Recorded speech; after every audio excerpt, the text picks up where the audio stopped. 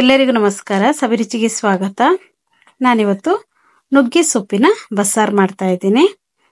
ಬಸ್ಸಾರು ಮತ್ತೆ ಪಲ್ಯ ಎರಡು ಮಾಡ್ತಾ ಇದ್ದೀನಿ. ಬನ್ನಿ ಈ ಒಂದು ರೆಸಿಪಿನ ಯಾವ ತರ ಮಾಡೋದು ಅಂತ ನೋಡೋಣ. ಅದಕ್ಕಿಂತ ಮುಂಚೆ ನೀವು ನಮ್ಮ ಚಾನಲ್ಗೆ ಹೊಸಬರಾಗಿದ್ರೆ ಇವಾಗಲೇ ನೀವು ಸಬ್ಸ್ಕ್ರೈಬ್ ಮಾಡಿ, ಪಕ್ಕದಲ್ಲಿರುವ ಬೆಲ್ ಐಕನ್ ಕೂಡ ಪ್ರೆಸ್ ಮಾಡಿ. ಅದೇ ಹೇಗೆ ಮಾಡೋದು ಅಂತ ನೋಡೋಣ. ಮೊದಲನೇದಾಗಿ ನಾನಿಲ್ಲಿ ನುಗ್ಗೆ ಸೊಪ್ಪು ತಗೊಂಡಿದ್ದೀನಿ. ಅದನ್ನ ನಾನು ಒಂದಿನ ಮುಂಚೆನೆ ಕ್ಲೀನಾಗಿ ಅದನ್ನ ಸೊಪ್ಪನ್ನೆಲ್ಲ ಕ್ಲೀನಾಗಿ ನೋಡಿ ಅದನ್ನೊಂದು ಪಾತ್ರೆಯಲ್ಲಿ ಹಾಕಿ ನಾನು ಅದನ್ನ ಮುಚ್ಚಿಟ್ಟಿದ್ದೆ.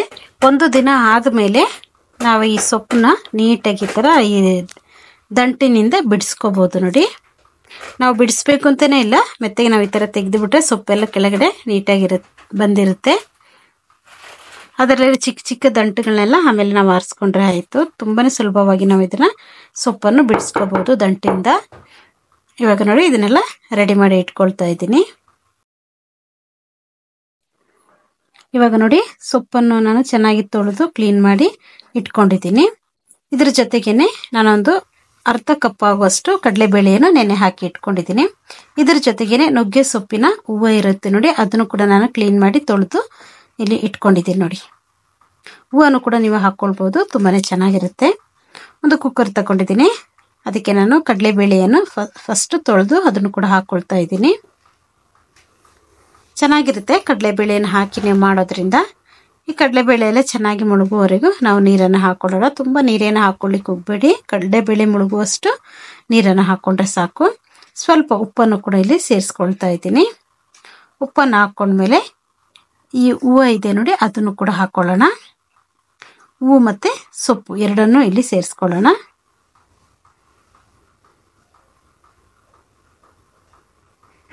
ನುಗ್ಗೆ ಸೊಪ್ಪನ್ನ ನಾವು ಕುಕ್ಕರಲ್ಲಿ ಬೇಯಿಸೋದ್ರಿಂದ ಬೇಗನೆ ಆಗುತ್ತೆ, ಮತ್ತೆ ನುಗ್ಗೆ ಸೊಪ್ಪು ಕೂಡ ಚೆನ್ನಾಗಿ ಬೇಯುತ್ತೆ. ಸ್ವಲ್ಪ ಗಟ್ಟಿ ಇರುತ್ತಲ್ಲ, ಅದಕ್ಕೋಸ್ಕರ ಕುಕ್ಕರಲ್ಲಿ ಬೇಯಿಸ್ಕೊಂಡು ಈಸಿಯಾಗಿ ಬೇಯುತ್ತೆ. ಇವಾಗ ಸೊಪ್ಪನ್ನೆಲ್ಲ ಹಾಕೊಂಡಿದ್ದೀನಿ. ಹಾಕೊಂಡ್ಮೇಲೆ ಇದಕ್ಕೆ ನಾನು ಖಾರಕ್ಕೆ 5ರಿಂದ 6 ಹಸಿಮೆಣಸಿನ್ಕಾಯನ್ನು ಹಾಕೊಂಡಿದ್ದೀನಿ. ಒಂದು ಟೊಮೆಟೊವನ್ನು ಕೂಡ ಇಲ್ಲಿ ಸೇರಿಸ್ಕೊಳ್ತಾ ಇದ್ದೀನಿ. ಸೇರಿಸ್ಕೊಂಡು ಇದನ್ನ ನಾವು ಮುಚ್ಚಳ ಮುಚ್ಚಿ ಬೇಯಿಸ್ಕೊಳ್ಳೋಣ. ಇವಾಗ ಕುಕ್ಕರ್ ಮುಚ್ಚಳವನ್ನು ಮುಚ್ಚಿ ಇದನ್ನ ನಾವು ಒಂದು ವಿಸಿಲ್ ಹಾಕಿಸ್ಕೊಂಡ್ರೆ ಸಾಕು, ಚೆನ್ನಾಗಿ ಬೆಂದಿರುತ್ತೆ. ಇವಾಗ ಇಲ್ಲೊಂದು ಪ್ಯಾನ್ ಇಟ್ಕೊಂಡಿದ್ದೀನಿ. ಅದಕ್ಕೆ ಒಂದು 2 ಟೇಬಲ್ ಸ್ಪೂನ್ ಆಗುವಷ್ಟು ಎಣ್ಣೆಯನ್ನು ಹಾಕೊಂಡಿದ್ದೀನಿ. ಎಣ್ಣೆ ಚೆನ್ನಾಗಿ ಬಿಸಿ ಆದಮೇಲೆ ಒಂದು ದಪ್ಪದಾದಂಥ ಈರುಳ್ಳಿಯನ್ನು ಕಟ್ ಮಾಡಿ ಈ ಬಿಸಿಯಾಗಿರುವಂಥ ಎಣ್ಣೆಗೆ ಹಾಕೊಳ್ತಾ ಇದ್ದೀನಿ. ಇದ್ರ ಜೊತೆಗೇನೆ ಒಂದು ಗಡ್ಡೆ ಬೆಳ್ಳುಳ್ಳಿಯನ್ನು ಸಿಪ್ಪೆ ತೆಗೆದು ಅದನ್ನು ಕೂಡ ಇಲ್ಲಿ ಸೇರಿಸ್ಕೊಳ್ತಾ ಇದ್ದೀನಿ. ಸೇರಿಸ್ಕೊಂಡು ಇದನ್ನು ಕೂಡ ಫ್ರೈ ಮಾಡ್ಕೊಳ್ಳೋಣ. ನೋಡಿ, ಈ ತರ ಇದನ್ನು ಚೆನ್ನಾಗಿ ಫ್ರೈ ಮಾಡ್ಕೋಬೇಕು. ಸ್ವಲ್ಪ ಕಲರ್ ಚೇಂಜ್ ಆಗೋವರೆಗೂ ನಾವು ಇದನ್ನ ಫ್ರೈ ಮಾಡ್ಕೊಂಡ್ರೆ ಸಾಕು. ಒಂದು 3/4 ಸ್ಪೂನ್ ಆಗುವಷ್ಟು ಜೀರಿಗೆಯನ್ನು ಹಾಕೊಂಡಿದ್ದೀನಿ. ಧನಿಯಾ ಬೀಜವನ್ನು ಕೂಡ ಇಲ್ಲಿ 1 ಸ್ಪೂನ್ ಆಗುವಷ್ಟು ಹಾಕೊಂಡಿದ್ದೀನಿ. ಕಾಳು ಮೆಣಸು 1 ಸ್ಪೂನ್ ಆಗುವಷ್ಟು ಹಾಕೊಂಡು ಚೆನ್ನಾಗಿ ಇದನ್ನ ಫ್ರೈ ಮಾಡ್ಕೊಳ್ಳೋಣ. ನೋಡಿ, ಇವಾಗ ಇದು ಚೆನ್ನಾಗಿ ಫ್ರೈ ಆಗಿದೆ. ಇಷ್ಟ ಆದ್ರೆ ಸಾಕು. ನೋಡಿ, ಇವಾಗ ಇದು ಪೂರ್ತಿಯಾಗಿ ತಣ್ಣಗಾಗಲಿ ಅಷ್ಟರಲ್ಲಿ ಸೊಪ್ಪು ನೋಡೋಣ ಯಾವ ತರ ಬೆಂದಿದೆ ಅಂತ. ಒಂದು ವಿಜಿಲ್ ಇದು ಕೂಡ ಆಗಿದೆ ನೋಡಿ. ಇವಾಗ ಟೊಮೆಟೊವನ್ನು ತೆಗೆದು ಪಕ್ಕದಲ್ಲಿ ಇಟ್ಕೊಳ್ಳೋಣ. ಇದ್ರ ಜೊತೆಗೆ ನಾವು ಹಾಕಿರುವಂತ ಹಸಿಮೆಣಸಿನಕಾಯಿ ಇದೆ ನೋಡಿ, ಅದನ್ನು ಕೂಡ ತೆಗೆದು ಬಿಡೋಣ. ಇಲ್ಲಿ ನೋಡಿ, ಬೇಳೆ ಕೂಡ ಇಲ್ಲಿ ಚೆನ್ನಾಗಿ ಬೆಂದಿದೆ.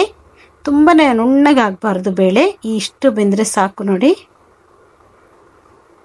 ಜಾಸ್ತಿ ಬೆಂದ್ಬಿಟ್ರೆ ನಮಗೆ ಪಲ್ಯದಲ್ಲಿ ಏನು ಸಿಕ್ಕಲ್ಲ, ಅದಕ್ಕೋಸ್ಕರ ಒಂದು ಹದವಾಗಿ ಬೇಯಬೇಕು. ಒಂದು ವಿಜಿಲ್ ಹಾಕೊಂಡ್ರೆ ಸಾಕಾಗುತ್ತೆ. ಇವಾಗ ಬಸ್ಸಾರಿಗೆ ಬೇಕಾಗಿರುವಂತ ಈ ಸೊಪ್ಪನ್ನು ನಾವು ಬಸ್ಕೊಂಡ್ಬಿಡೋಣ. ನೋಡಿ, ಎಲ್ಲ ನೀರು ಬೇರೆ ಸೊಪ್ಪು ಬೇರೆ ಆಗಬೇಕು, ಅದಕ್ಕೋಸ್ಕರ ನಾನು ಈ ಥರ ಒಂದು ಚೆನ್ನಾಗಿ ಇದನ್ನ ತೆಗೆದಿಟ್ಕೊಂಡಿದ್ದೀನಿ. ಇದರಲ್ಲಿ ಸ್ವಲ್ಪ ಸೊಪ್ಪು ಮತ್ತೆ ಬೇಳೆಯನ್ನು ಕೂಡ ನಾವು ತೆಗೆದಿಟ್ಕೊಳ್ಳೋಣ. ಇದು ನಮಗೆ ರುಬ್ಲಿಕ್ಕೆ ಬೇಕು, ಅದಕ್ಕೋಸ್ಕರ ಇದು ಪೂರ್ತಿಯಾಗಿ ಸ್ವಲ್ಪ ತಣ್ಣಗಾಗಲಿ, ಅದಕ್ಕೋಸ್ಕರ ನಾನು ಸಪ್ರೇಟ್ ಆಗಿ ತೆಗೆದಿಟ್ಕೊಳ್ತಾ ಇದ್ದೀನಿ. ಇವಾಗ ನೋಡಿ, ಮಸಾಲೆಗೆ ನಾನು ಬೇಯಿಸಿಟ್ಟಿರುವಂಥ ಸೊಪ್ಪು ಮತ್ತೆ ಬೇಳೆ ಅದನ್ನು ತಗೊಂಡಿದ್ದೀನಿ. ಇದ್ರ ಜೊತೆಗೇನೆ ಹುಣಸೆ ಹುಳಿ, ಸ್ವಲ್ಪ ತೆಂಗಿನ ತುರಿ, ಟೊಮೆಟೊ, ಸ್ವಲ್ಪ ಶುಂಠಿಯನ್ನು ಹಾಕೊಳ್ತಾ ಇದ್ದೀನಿ. ಹಸಿಮೆಣಸಿನಕಾಯಿ ಇದು ಪೂರ್ತಿಯಾಗಿ ಎಲ್ಲ ತಣ್ಣಗಾಗಲಿ. ಇದು ಬಿಸಿ ಇದೆಲ್ಲ ಸ್ವಲ್ಪ ಹೊತ್ತು ತಣ್ಣಗಾಗಲಿ. ತಣ್ಣಗಾದ್ಮೇಲೆ ನಾವು ಇದನ್ನ ಗ್ರೈಂಡ್ ಮಾಡ್ಕೊಳ್ಳೋಣ. ಟೊಮೆಟೊ ಕೂಡ ತುಂಬಾನೇ ಬಿಸಿ ಇದೆ, ಸ್ವಲ್ಪ ತಣ್ಣಗಾಗಲಿ, ಆಮೇಲಿಂದ ನಾವು ಮಿಕ್ಸಿ ಜಾರಿಗೆ ಹಾಕೊಳ್ಳೋಣ. ಇವಾಗ ಇದು ತಣ್ಣಗಾಗಿದೆ. ನಾನು ಟೊಮೆಟೊ ಮತ್ತು ಈ ಮಸಾಲೆ ಐಟಮ್ನೆಲ್ಲ ಒಂದು ಮಿಕ್ಸಿ ಜಾರಿಗೆ ಹಾಕ್ಕೊಳ್ತಾ ಇದ್ದೀನಿ. ಸ್ವಲ್ಪ ಇದಕ್ಕೆ ನೀರನ್ನು ಸೇರಿಸ್ಕೊಂಡು ಅದನ್ನು ಕೂಡ ಇದಕ್ಕೇನೆ ಸೇರಿಸ್ಕೊಳ್ಳೋಣ. ನೋಡಿ, ಎಲ್ಲವನ್ನ ಅಲ್ಲಿ ಹಾಕ್ಕೊಳ್ತಾ ಇದ್ದೀನಿ. ಹಾಕ್ಕೊಂಡು ಇದನ್ನು ನುಣ್ಣಗೆ ನಾವು ಗ್ರೈಂಡ್ ಮಾಡ್ಕೋಬೇಕು. ಒಂದು ಸ್ವಲ್ಪ ಅರಿಶಿಣ ಪುಡಿಯನ್ನು ಸೇರಿಸ್ಕೊಳ್ಳೋಣ. ಸೇರಿಸ್ಕೊಂಡು ಗ್ರೈಂಡ್ ಮಾಡ್ಕೋಬೇಕು. ಇವಾಗ ನಾನಿಲ್ಲಿ ಪಲ್ಯಕ್ಕೆ ಒಂದು 3 ರಿಂದ 4 ಟೇಬಲ್ ಸ್ಪೂನ್ ಆಗುವಷ್ಟು ಎಣ್ಣೆಯನ್ನು ಹಾಕ್ಕೊಂಡಿದ್ದೀನಿ. ಎಣ್ಣೆಯನ್ನು ಹಾಕ್ಕೊಂಡ್ಮೇಲೆ ಎಣ್ಣೆ ಚೆನ್ನಾಗಿ ಬಿಸಿ ಆದಮೇಲೆ ಸಾಸಿವೆ ಹಾಕ್ಕೊಳ್ತಾ ಇದ್ದೀನಿ. ಒಂದು ಅರ್ಧ ಸ್ಪೂನ್ ಆಗುವಷ್ಟು ಜೀರಿಗೆ, 1 ಗಡ್ಡೆ ಬೆಳ್ಳುಳ್ಳಿಯನ್ನು ಸಿಪ್ಪೆ ತೆಗೆದು ಜಜ್ಜಿ ಅದನ್ನು ಕೂಡ ಇಲ್ಲಿ ಸೇರಿಸ್ಕೊಳ್ತಾ ಇದ್ದೀನಿ. ಸೇರಿಸ್ಕೊಂಡಾದ್ಮೇಲೆ ಅದು ಚೆನ್ನಾಗಿ ಫ್ರೈ ಮಾಡ್ಕೊಳ್ಳೋಣ.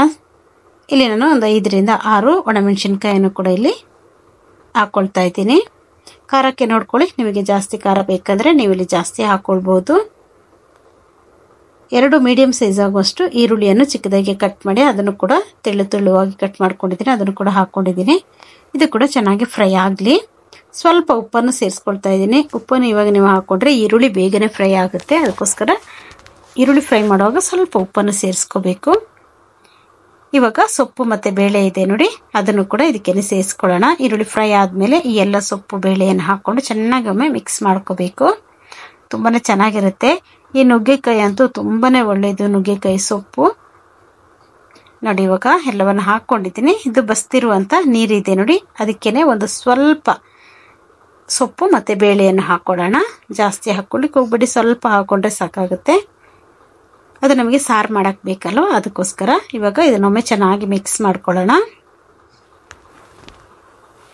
ಚೆನ್ನಾಗಿ ಮಿಕ್ಸ್ ಆದಮೇಲೆ ಇಲ್ಲಿ ನಾನು ಒಂದು ಅರ್ಧ ಕಪ್ ಆಗುವಷ್ಟು ಹಸಿ ತೆಂಗಿನ ತುರಿಯನ್ನು ಕೂಡ ಇಲ್ಲಿ ಸೇರಿಸ್ಕೊಳ್ತಾ ಇದ್ದೀನಿ. ಸೇರಿಸ್ಕೊಂಡೊಮ್ಮೆ ಚೆನ್ನಾಗಿ ಮಿಕ್ಸ್ ಮಾಡ್ಕೊಳ್ಳೋಣ. ಸೊಪ್ಪು ಪಲ್ಯ ಪೂರ್ತಿಯಾಗಿ ಡ್ರೈ ಆಗಬೇಕು, ನೀರಿನ ಅಂಶ ಇರಬಾರ್ದು ಇದರಲ್ಲಿ. ಚೆನ್ನಾಗಿ ಇದನ್ನು ಮಿಕ್ಸ್ ಮಾಡಿಕೊಂಡ್ರೆ ತುಂಬಾ ರುಚಿಯಾಗಿರುವಂಥ ಇಲ್ಲಿ ಬಸ್ಸಾರು ಪಲ್ಯ ರೆಡಿಯಾಗಿದೆ ನೋಡಿ. ಇಲ್ಲಿ ಸಾರು ಕೂಡ ಬಸ್ಸಾರು ಕೂಡ ನಾವು ರೆಡಿ ಮಾಡ್ಕೊಳ್ಳೋಣ. ಒಂದು ಬಾಣಲೆ ಇಟ್ಕೊಂಡಿದ್ದೀನಿ. ಅದಕ್ಕೆ ಒಂದು 2 ಟೇಬಲ್ ಸ್ಪೂನ್ ಆಗುವಷ್ಟು ಎಣ್ಣೆಯನ್ನು ಹಾಕ್ಕೊಂಡಿದ್ದೀನಿ. ಎಣ್ಣೆ ಚೆನ್ನಾಗಿ ಬಿಸಿ ಆದಮೇಲೆ ಸಾಸಿವೆಯನ್ನು ಹಾಕ್ಕೊಂಡಿದ್ದೀನಿ. ಸಾಸಿವೆಯನ್ನು ಹಾಕ್ಕೊಂಡ್ಮೇಲೆ ಸಾಸಿವೆ ಚೆನ್ನಾಗಿ ಸಿಡಿಲಿ. ಆದಮೇಲೆ ಒಂದು 1/4 ಸ್ಪೂನ್ ಆಗುವಷ್ಟು ಜೀರಿಗೆಯನ್ನು ಸೇರಿಸ್ಕೊಂಡಿದ್ದೀನಿ. ಜೀರಿಗೆಯನ್ನು ಹಾಕ್ಕೊಂಡ್ಮೇಲೆ ಇಲ್ಲಿ ನಾನು ಒಂದು 10 ಎಸಳು ಬೆಳ್ಳುಳ್ಳಿಯನ್ನು ಸಿಪ್ಪೆ ತೆಗೆದು ಜಜ್ಜಿ ಅದನ್ನು ಕೂಡ ಇಲ್ಲಿ ಹಾಕ್ಕೊಳ್ತಾ ಇದ್ದೀನಿ. ಇದರ ಜೊತೆಗೇನೆ ಒಂದು 3 ಒಣಮೆಣಸಿನ್ಕಾಯನ್ನು ಕೂಡ ಸೇರಿಸ್ಕೊಳ್ತಾ ಇದ್ದೀನಿ. ಇವಾಗ ಇದನ್ನು ಚೆನ್ನಾಗಿ ಫ್ರೈ ಮಾಡ್ಕೊಂಡು ಆದಮೇಲೆ ಸ್ವಲ್ಪ ಕರಿಬೇವಿನ ಸೊಪ್ಪನ್ನು ಕೂಡ ಇಲ್ಲಿ ಸೇರಿಸ್ಕೊಳ್ಳೋಣ. ಸೇರಿಸ್ಕೊಂಡೊಮ್ಮೆ ಚೆನ್ನಾಗಿ ಮಿಕ್ಸ್ ಮಾಡ್ಕೋಬೇಕು. ಉರಿಯನ್ನು ಸಿಮ್ಮಲ್ಲಿ ಇಟ್ಕೊಳ್ಳಿ. ಇದನ್ನು ನೀವು ಒಗ್ಗರಣೆಯನ್ನು ಹಾಕ್ಕೊಳ್ಬೇಕಾದ್ರೆ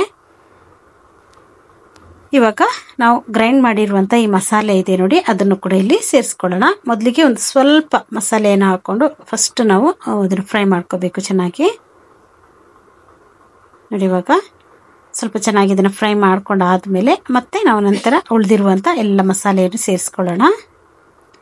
ತುಂಬ ಚೆನ್ನಾಗಿರುತ್ತೆ. ನೀವು ಈ ಒಂದು ರೀತಿಯಲ್ಲಿ ನುಗ್ಗೆ ಸೊಪ್ಪಿನ ಬಸ್ಸಾರು ಮಾಡೋದ್ರಿಂದ ತುಂಬಾ ಟೇಸ್ಟಿಯಾಗಿರುತ್ತೆ. ಇದನ್ನೊಮ್ಮೆ ಹಾಕ್ಕೊಂಡು ಚೆನ್ನಾಗಿ ಈ ಒಗ್ಗರಣೆಯಲ್ಲಿ ಮಿಕ್ಸ್ ಮಾಡ್ಕೊಳ್ಳೋಣ.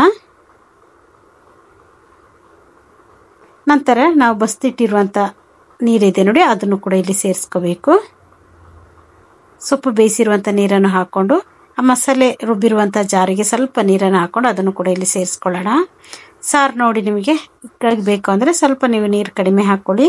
ಸ್ವಲ್ಪ ತೆಳು ಬೇಕಂದರೆ ಸ್ವಲ್ಪ ನೀರನ್ನು ಸೇರಿಸ್ಕೊಂಡು ರುಚಿಗೆ ತಕ್ಕಷ್ಟು ಉಪ್ಪನ್ನು ಹಾಕ್ಕೊಂಡು ಇದನ್ನೊಮ್ಮೆ ಕುದಿಲಿಕ್ಕೆ ಬಿಡೋಣ. ಸ್ವಲ್ಪ ಚೆನ್ನಾಗಿದ್ದು ಒಂದು ಕುದಿ ಬಂದರೆ ಸಾಕು.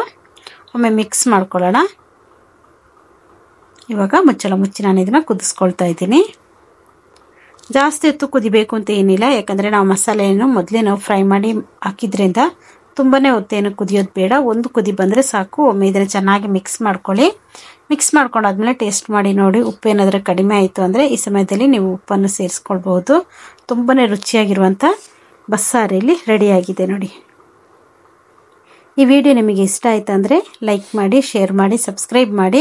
ವಿಡಿಯೋ ನೋಡಿದ್ದಕ್ಕಾಗಿ ಧನ್ಯವಾದಗಳು. ನಾನು ಸಬಿ.